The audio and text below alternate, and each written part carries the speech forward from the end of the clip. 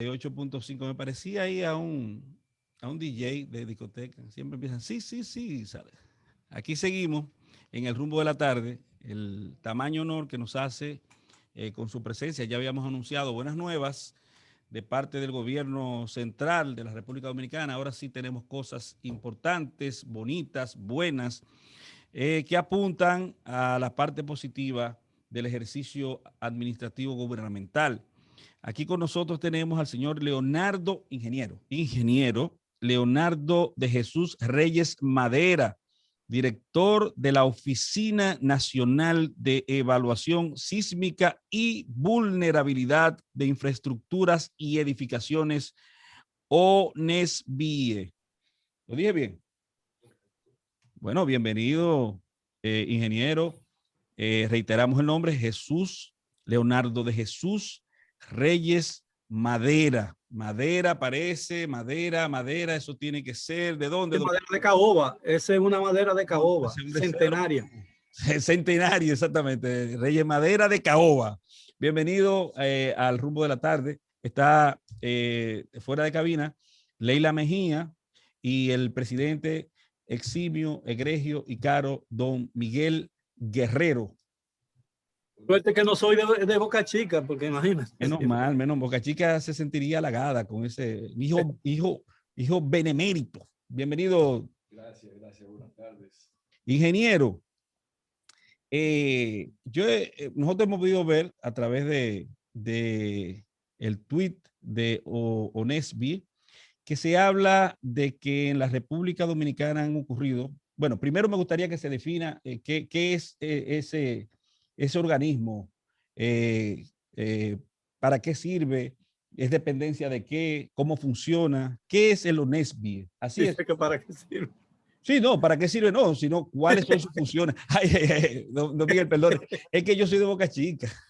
No, está bien. Adelante, adelante.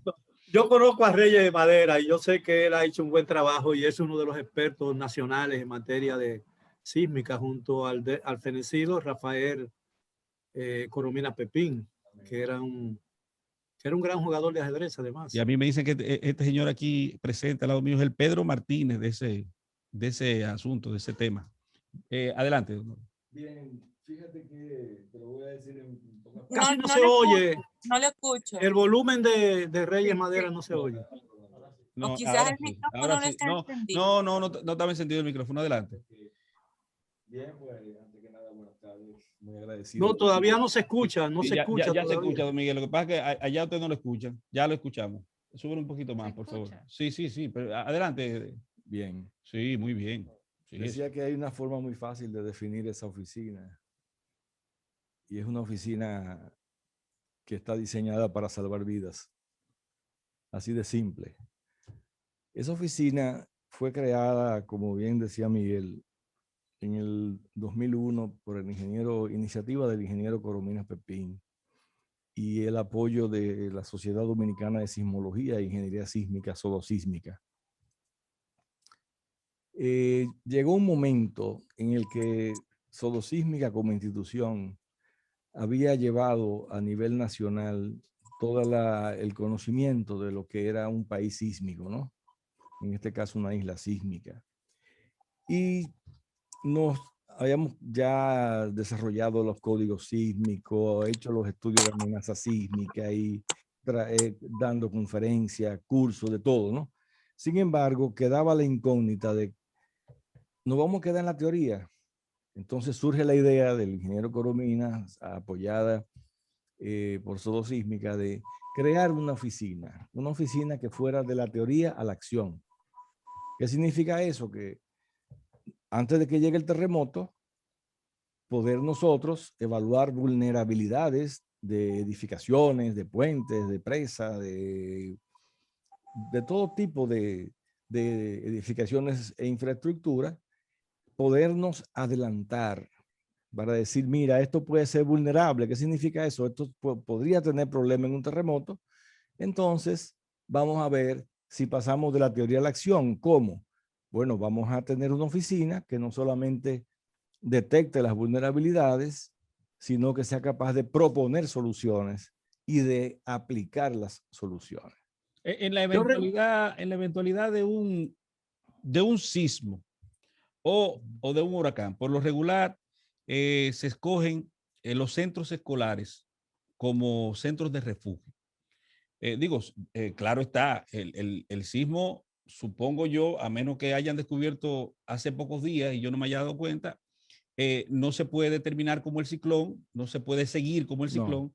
No. Ok, entonces ocurrió el sismo, hay personas que se quedan en estado de vulnerabilidad, las escuelas, pero ¿y las escuelas? Las escuelas dominicanas están en capacidad desde el punto de vista de la infraestructura para resistir los sismos, y a sabiendas de que puede que tengamos un movimiento telúrico hoy y después vienen las secuelas también, no las escuelas, sino las secuelas. Claro. Entonces, ¿estamos en condición? Fíjate, hace muchos años yo vengo diciendo que no. Y una de las cosas más importantes de haber delegado en mí, el señor presidente, esa responsabilidad es justamente por el desarrollo de un programa que estamos preparando para iniciar el refuerzo de aquellas escuelas que tengan una alta vulnerabilidad. Por ejemplo, tenemos aquí varias etapas de construcción de escuelas. Si nos vamos a 1930, a 1979, que es cuando surge el primer reglamento sísmico, vamos a tener casi 6,000 escuelas que en Puerto Plata vimos cómo funcionaron, colapsaron varias de ellas. Entonces, muchas de esas escuelas están arriba de las fallas. Y es justamente la misión de esta oficina detectar esas vulnerabilidades, ya no desde el punto de vista teórico, ni desde el punto de vista como yo venía diciéndolo antes, simplemente diciendo, se nos van a caer las escuelas, se nos van a caer las escuelas y se nos van a morir los niños. Ahora tenemos la oportunidad de poder ponerle la mano a esas escuelas y si realmente son vulnerables, como vengo muchos años diciéndolo, y tanto el ingeniero Colomina como yo veníamos diciéndolo, entonces ahora es el momento de poder ponerle las manos. ¿Para Ingeniero, los códigos sísmicos en la construcción de edificios y de torres en la República Dominicana se están observando, y quién supervisa que esos códigos que se establecen en los planos en el proceso de construcción se observen? Miguel, el problema de las... Voy a continuar con las escuelas y me voy a meter luego en los edificios. ¿Qué pasa con las escuelas? Primero no había reglamento sísmico. Luego surge en el 79 el reglamento sísmico llamado recomendaciones provisionales. ¿Y qué sucede? Que por una razón que no se sabe el por qué, el Ministerio de Obras Públicas no requería a edificaciones menores de 4 pisos análisis sísmico de estructura. Entonces tenemos un montón, no solamente de escuelas, tenemos su centro de salud, de esos pequeños centros de salud regados a nivel nacional, que son de 1 y 2 pisos, que tampoco fueron considerados para terremotos, y también la mayoría de viviendas nuestras tampoco se le ha considerado el código sísmico.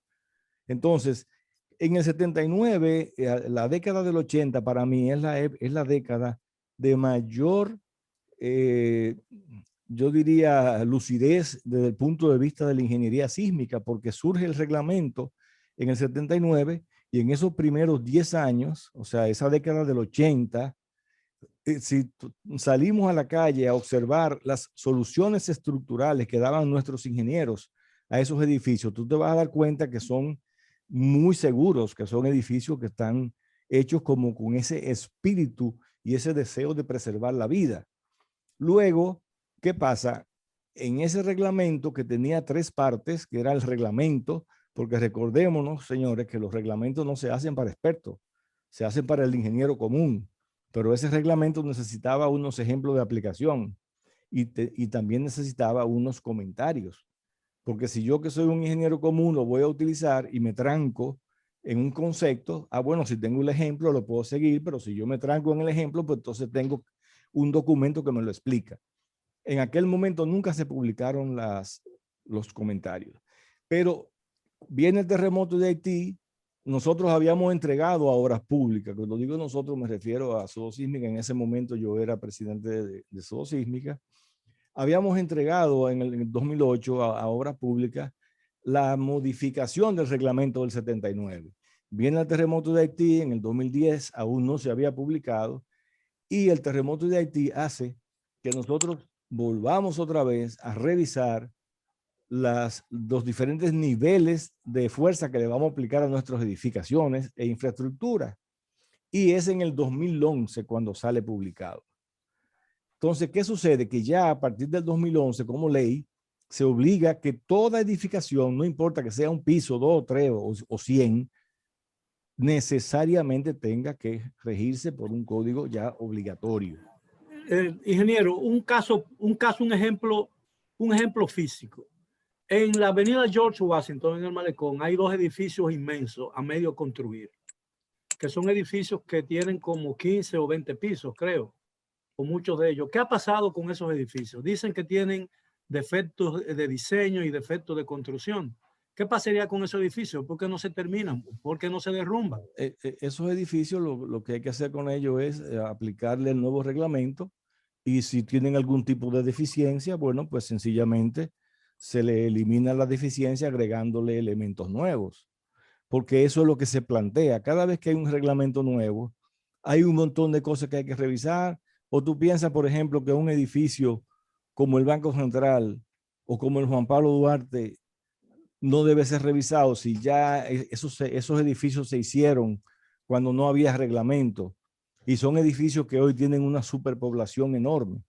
Entonces, si nosotros aplicamos hoy, que es lo que hacen todos los países donde hay terremotos, si nosotros le aplicamos hoy el reglamento a esos edificios, por poner simplemente 2 ejemplos, nos vamos a dar cuenta que si son vulnerables a las nuevas exigencias de los reglamentos actuales, entonces nosotros vamos a tener la oportunidad de quitarle esa vulnerabilidad para que cuando ven el terremoto no se nos mueran miles de personas, porque ahí hay un montón de oficinas públicas, por ejemplo. Ingeniero, ¿no?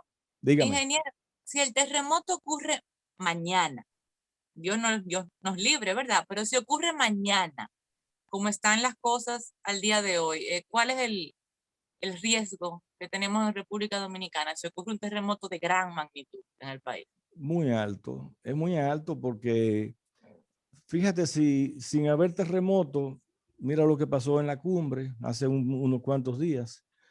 Sin haber terremotos se nos viven cayendo losas aquí en la capital. Sin haber terremotos se nos caen cines como el de Santiago desde 6 pisos. Sin haber terremotos se nos han caído muchísimas cosas. Entonces imagínate si tú lo mueves. Ahora, ¿cuál es la idea? La idea es, aún tenemos tiempo. Y no solamente me refiero al sector público. En el sector privado hay muchísimos edificios que incluso estamos haciendo hoy violentando el reglamento sísmico del 2011. Significa eso que, como en esta ocasión no han salido ni los ejemplos de aplicación ni los comentarios, nuestros ingenieros en una gran mayoría están acomodando el reglamento para que los costos de la construcción no se disparen, porque supuestamente estamos aplicando un reglamento sísmico que penaliza. ¿Y cuál es la sanción de la violación de esos reglamentos, ingeniero? Bueno, cuando tan pronto Obras Públicas te aprueba un plano, ya tú quedas exento prácticamente. Tú lo que tienes como constructor, según la ley 687, tengo entendido que son 10 años de responsabilidad por algún vicio de construcción. Pero no, y está lo cuasi delictual desde el punto de vista procesal civil. Pero tan pronto el ministerio te aprueba un plano, ya tú quedas protegido por la ley de que tú lo hiciste bien, de que tú aplicaste tu reglamento bien hecho. Todos sabemos que una cosa son los planos y otra cosa es el proceso de construcción. Ese es un problema mayor, Miguel, que es el problema de la supervisión. Nosotros hemos estado hace mucho tiempo proponiendo que el Ministerio de Obras Públicas utilice empresas calificadas para darle seguimiento a la supervisión de las edificaciones que estamos haciendo, como una medida de contribuir y de apoyar a que las cosas se hagan bien. O sea, lamentablemente el ministerio no tiene la cantidad de profesionales calificados para poder dar abasto a la cantidad de edificaciones que se están haciendo en el país. Yo quisiera hacerle una pregunta al ingeniero. Ya que se está hablando de vulnerabilidad sísmica, en la República Dominicana, ¿cuáles son las zonas de mayor vulnerabilidad sísmica? ¿Y en qué lugares actualmente, por ejemplo, en el Gran Santo Domingo, es más susceptible de que una construcción que no cumpla con esos requisitos pueda generar un problema? Yo recuerdo una vez que se hablaba de que en la zona de Gascue habían unos derrumbes, pero nunca se dio realmente una explicación completa de por qué sucedían estas cosas. ¿Tiene que ver también ese caso con vulnerabilidad sísmica? Bueno, fíjate, la isla está dividida en dos zonas. De amenaza sísmica 1, que es toda la zona del Cibao y viene terminando en Romana. Si tú te imaginas el mapa, tienes una franja grande en todo lo que es el norte y el este. Y luego tiene la zona de amenaza sísmica intermedia, que es la que correspondería a Santo Domingo, Barahona, toda esa zona de ahí. Ahora bien, en el caso... Esa fue la zona del temblor en Haití. En Haití, ¿no? Sí, la zona que coincide con la falla de Enriquillo Planting Garden, aunque se dice que no fue esa falla la que lo provocó el terremoto, sino una falla que estaba por debajo, un plano oculto, porque no se vio un movimiento visible, no se encontró en la tierra, en la traza de esa falla. Entonces, aunque en principio se quiso decir que fue ella quien lo provocó, pues sencillamente se demostró que no. Entonces esa falla sigue viva, ¿no? Sigue ahí y según el doctor Eric Calais, que tiene muchos años dándole seguimiento en base a instrumentación a la falla, se espera en cualquier momento un terremoto 7.1, 7.2. 7.1. Sí, 7.1, 7.2 en esa zona de ahí. Pero nosotros, ¿qué representaría para la República Dominicana eso? Bueno, la diferencia es que en el 2010 fue del lado de Haití, pero puede ser del lado dominicano. No sabemos. Pero también nosotros tenemos la falla septentrional, donde estamos esperando hace años un terremoto de 7.5, que ese es en la falla del Cibao. O sea, en toda la cordillera que viene desde Montecristi hasta Samaná. Para que usted le ha aguado el día a Leila. A todo el mundo aquí. Pero para que se entienda en términos económicos y se entienda también la importancia que tiene esa dirección, ¿qué representaría en términos aproximados económicamente en daños a la República Dominicana si no tomamos las previsiones que usted recomienda? ¿Qué representaría en términos económicos para la República Dominicana que nos afrontemos a una realidad eventual como la planteada y esperada? Bueno, si ahora mismo nosotros iniciamos el programa que la oficina está preparando para presentárselo al señor presidente, estamos hablando de que cada dólar que tú inviertes significan $8 que tú perderías si hay que hacer otra vez la edificación por metro cuadrado. O sea que estamos hablando de miles de millones, de miles y miles de dólares. Sí, eso, atención. Diferencia exponencial, ¿no? Sí, atención bueno, el presidente es un visionario, es un hombre sapiente porque puso esa oficina en las manos más indicadas y adecuadas. Ya lo dijo don Miguel, que lo conoce hace muchísimo tiempo. A usted, nosotros apenas le hemos seguido a través de los medios de comunicación y nos alegramos que así sea. Pero la pregunta que a nosotros nos parece que debe hacerse en este momento es, con miras a la realidad actual, ¿no hay alguna forma o no se ha intentado, bien sea por vía de ley o por disposiciones normativas alguna, que sea imperioso que obras públicas, previo a la adopción de la aprobación de una construcción, tenga que tener necesariamente como un requisito más la aprobación por parte de la oficina que usted dirige? Fíjate qué pasa, en este sentido hay que ser lo más justo posible. Cuando esta oficina surge en el 2001, a los 2 años cambia el gobierno del PRD. Y todo el personal que se había recabado, incluso un personal que se había mandado a preparar a Japón, es sacado de la oficina. Y esta oficina tiene 18 años inactiva, porque en esos 18 años, no exceptuando ahora que el presidente tuvo la intención y delegó en mí esa responsabilidad, no había un solo profesional del área que la estuviera dirigiendo. Entonces, en 18 años hubiéramos hecho casi medio país, hubiéramos reforzado muchísimas cosas. Ahora, ¿qué yo estoy haciendo? Yo lo que estoy haciendo es organizando todo, área por área, no solamente las escuelas. Vamos a hablar de los hospitales, vamos a hablar de los puentes, carreteros. ¿Qué pasa si se me cae un puente en la autopista Duarte? Pero nunca nadie se había metido en eso. Primero, porque el ingeniero Coromina no tuvo tiempo, y segundo, cuando lo sacaron, todos los directores que siguieron, que no estoy diciendo que fueran buenos o fueran malos, simplemente cada uno se va por el área que maneja y por el área que le es más fácil.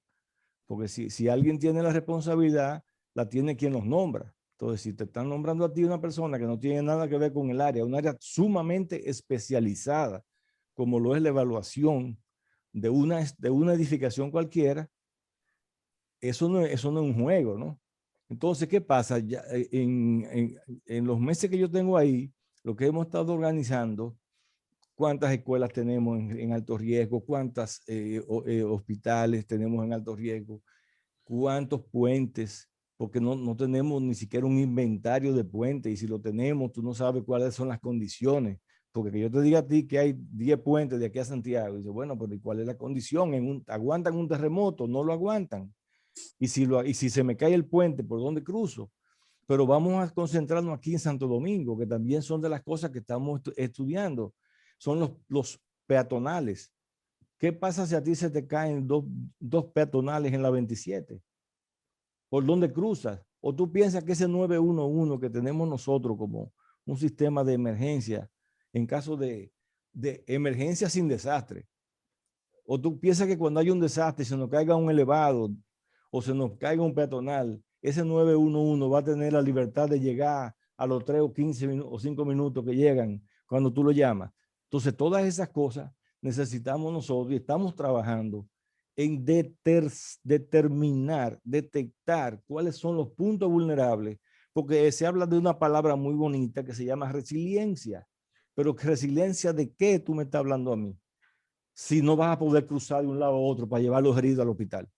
Entonces, Ingeniero, dime, Miguel. hay una pregunta. Vamos a poner, se detecta un edificio de 10 plantas, ¿no? O de 10 pisos o más, con defecto de construcción en las columnas, en las vigas. ¿Cómo se arregla eso cuando el edificio está prácticamente terminado? Muy fácil, Miguel. Ya eso es lo que están haciendo todos los países donde tiembla la tierra. Cada vez que cambian el reglamento sísmico, evalúan esas edificaciones. Por ejemplo, aquí el sector privado ha sido un poco indiferente, por no decir muy indiferente, porque en cada uno de esos edificios que estamos haciendo, por ejemplo, Piantini, Naco, que son edificios multifamiliares de 12, 13 pisos, hay muchísimos de ellos que si tú le aplicas el código hoy no van a pasar. Entonces tú puedes hacer, ¿qué tú puedes hacer? Lo que tú puedes hacer como sector privado es decir, ven acá, en mi edificio hay este tipo de vulnerabilidad, déjame evaluarlo. Y si hay que intervenirlo, entre los 20, 30 apartamentos que hayan ahí, se coge un préstamo al banco y se refuerza el edificio, porque en todos los países del mundo lo que se hace es que se refuerzan las cosas cuando se ven que tienen posibilidad de colapsar ante un terremoto, simplemente porque el código cambió. No es porque estuviera mal hecho ni estuviera bien hecho. Por ejemplo, ahora mismo en Santo Domingo, hace 2 años se hizo un estudio de microsonificación sísmica. ¿Qué significa eso? Que ya no hay un rincón del Gran Santo Domingo donde no sepamos cuáles son los niveles de fuerza que se van a generar en un terremoto que son muy diferentes en algunos casos a los que tenía nuestro reglamento sísmico. Entonces, ¿qué vamos a hacer ahí? Pero, ¿qué pasa? Se le dice cuando sale eso al Ministerio de Obras Públicas, mira, en lo que se revisa el reglamento, vamos a poner esto como un apéndice atrás. Pues la gente no hizo caso. No hizo caso. Y no sé, entonces esa información que está ahí a mano, que me puede servir a mí para si yo voy a hacer un edificio en un sitio donde las fuerzas sísmicas van a ser mayores que la que dice el reglamento, no se está aplicando. ¿Qué es Ingeniero, preferible? Adelante, Leila. existe un mapa acabado de vulnerabilidad sísmica de todo el país. Existe un mapa acabado de lo que es microzonificación sísmica del Gran Santo Domingo. En Santiago se inició, pero no se terminó. Y en Salcedo fue el primero que se hizo hace muchos años. Entonces tenemos esos dos puntos de referencia. ¿Por qué? Porque el mapa del reglamento sísmico es un mapa genérico. Es un mapa que da aceleraciones promedios. Pero cuando se hace un mapa de microzonificación, como en Santo Domingo, por ejemplo, te dice a ti, mira, esta zona es roca, pero esta roca es muy buena. Ahora, esta roca no es tan buena. Entonces, eso quiere decir que tus niveles de aceleraciones van a ser mayores aquí que aquí. O si no, ¿Y las demás provincias, las demás regiones? no, no se han hecho. No, Okay. no se han hecho. Para que la gente entienda, hablamos de la posibilidad, de la probabilidad de movimiento telúrico superior a los 7.5 en la escala de Richter, ¿verdad? Correcto. Los grandes terremotos ocurridos aquí en la República Dominicana y en Haití, ¿cuál es el de mayor nivel, de mayor escala, el de mayor grado en la escala de Richter? El terremoto más importante medido, o sea, instrumentalmente determinado, fue el terremoto del 4 de agosto de 1946, cuya magnitud, ¿Entró el mar? Sí, cuya magnitud fue 8.1. 8.1. Tuvo dos réplicas de 7.9. O sea, tuvo dos terremotos después. El 8 de agosto hubo otro y ese también generó otro tsunami. El 8 de agosto de ese mismo año. Sí, o sea, a los 4 días, a los 4 días del terremoto principal hubo una réplica tan grande como el principal. Y de los recientes, por ejemplo, creo que en el año 70 ya. No, de los más recientes, en el año 70, en febrero del 71, hubo uno aquí al sur nuestro, en la Fosa de los Muertos, a unas 90 millas, 125 kilómetros de Santo Domingo. Ese afectó varias edificaciones, entre ellos el edificio ese que se llamó, que se hizo para la Feria del Libro, aquella vez que hoy es la DGI. Sí. Y fue un edificio que fue un terremoto, perdón, que no causó grandes daños en ningún sitio porque nuestra ciudad no es lo que es hoy. O sea, esta ciudad que estamos viendo no ha sufrido un terremoto de esa magnitud en ese sitio. Con mira a los terremotos. ¿Qué el terremoto, ¿La edificación dura, la estructura dura o la estructura elástica? Mira, hay toda una teoría con eso. Dice, si el suelo es duro, para usar tu término, o sea, si es roca, estructura flexible. Correcto. Si es blando, estructura rígida. Ahora, ¿cómo traducimos eso para poderme explicar? O sea, flexible, que tiene gran libertad de irse de un lado hacia otro. Y rígido es que tiene muy poca libertad para desplazarse de un lado hacia otro. ¿Qué se busca con eso? Eso viene a raíz de los terremotos de México y de otros terremotos donde se dio cuenta de que habían condiciones locales del suelo que podían interferir en el movimiento o la oscilación de la estructura. Si coincidían ese periodo de oscilación de la estructura con el del suelo, eso te amplificaba hasta 4 o 5 veces o más la fuerza sísmica. Por eso en Ciudad México cayó tantas personas, tantos edificios. Bueno, en México, Ciudad de en- México fue construida sobre un lago seco. en el 85. Bueno, usted concita mucho la atención aquí, Jochi Santo, el patrón, todo el mundo atrás. Pero, Valentín, pero- yo tengo una última pregunta para... Don Miguel, para... ¿usted cree que hay tiempo para esa última pregunta? No, Digo pero yo. es pura y simplemente, Dele para ¿el allá. terremoto del 48 fue en la fosa de Milwaukee o no? Del 46, no. Fue Del en Miches. 46, Fue en Miches.